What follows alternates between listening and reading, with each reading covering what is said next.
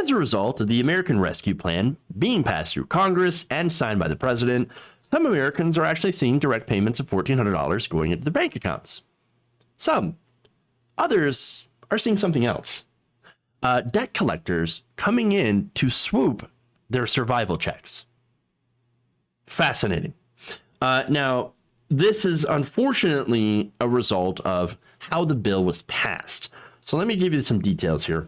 This comes from David Dan of the American Prospect. So he pointed out that unlike the last round of direct payments to Americans, the $1,400 under this plan are subject to debt collections for private debts.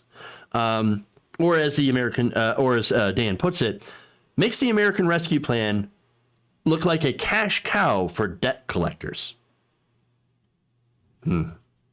Great.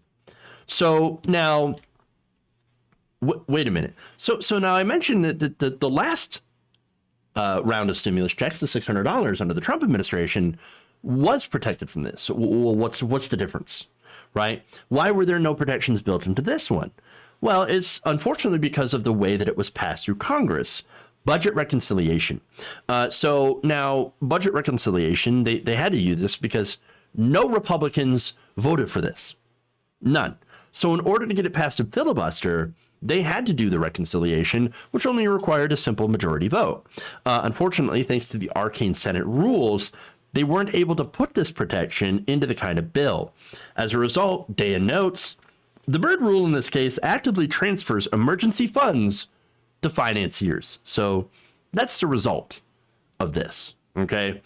Now, you would think that this might be a glaring oversight. No, it turns out that it's not.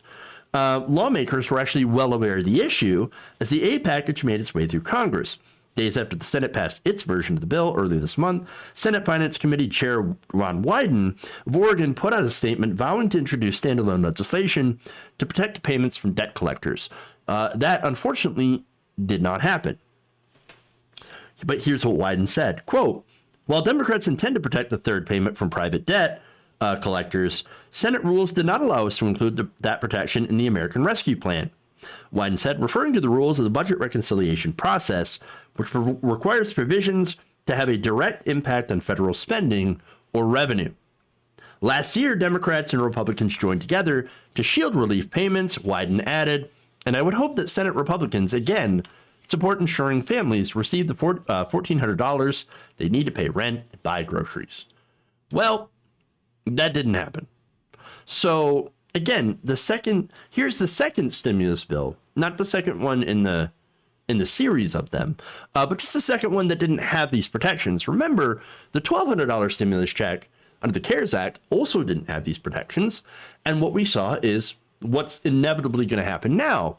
Debt collectors coming in to basically swoop the payments out from under you and use it to pay off old debts, mainly medical debt, student loan debt, things like that. So now, unfortunately, a lot of people who needed the checks for food, or rent or medicine or whatever, they didn't get them. And they're not going to get them now. The only one that they would get, ironically, is the $600 one. Wow. Now, it sucks. It sucks. It does. Under Trump, the Republicans, of course, were the majority in the Senate. They needed the Democrats to vote with them.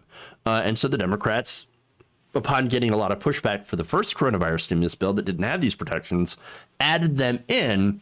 And since Republicans needed Democratic votes, they, were able to put this in there with the $600 payments and get this passed. This time, no Republicans vote for this. Okay. And because the reason is that they don't want to help Americans. And if the Democrats get the credit for helping Americans, well, that's something that Republicans don't want. So it just really comes down to pettiness. All right. Now, you might think that, hey, look, these are Senate rules. What can you do? There's really nothing we can do, right? It's kind of like the minimum wage. They decided, to take that out of the bill so it could go through reconciliation because the parliamentarians said that, well, under the rules, we don't think that it really has an impact on the budget or anything like that. And so What could you do? Well, Dan said that they could have passed a standalone patch in order to address this. This is what Wyden was talking about. Unfortunately, now it's too late. Now that checks are already moving through direct deposit, a patch at this point would have limited effect. Needed to have been passed the same day, a real failure of Congress and the president.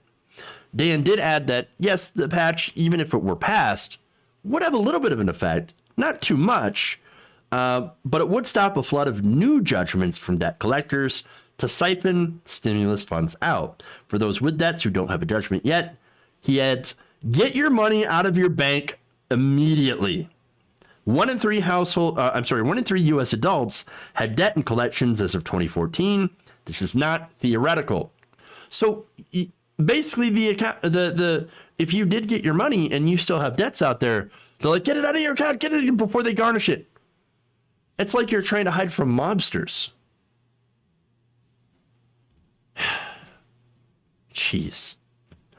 Now, all right. And as Yahoo Money explained on Saturday, and this is how they can do this, any private debt collector that has a judgment against you can garnish the latest round of payments. Credit card and medical debt are the two most likely to be collected by debtors. Stimulus checks may also be garnished by debt collectors for unpaid private student loans in some circumstances.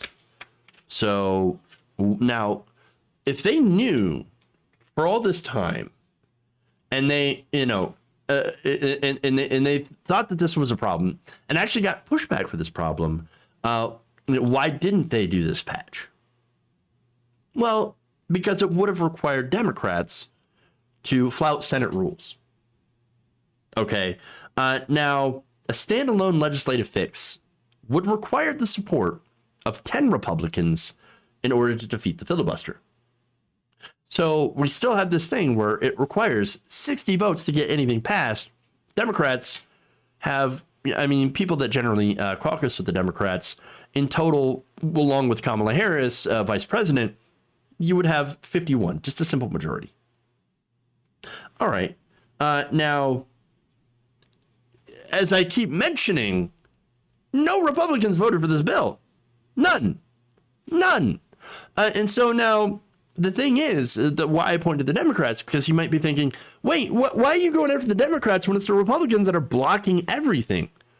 Well, because there is a way around it. And the Democrats refuse to do anything to get around the Republicans. And that would be, of course, eliminating the filibuster. There's two principal people that are against it, actually generally 3 that I can name off the top of my head.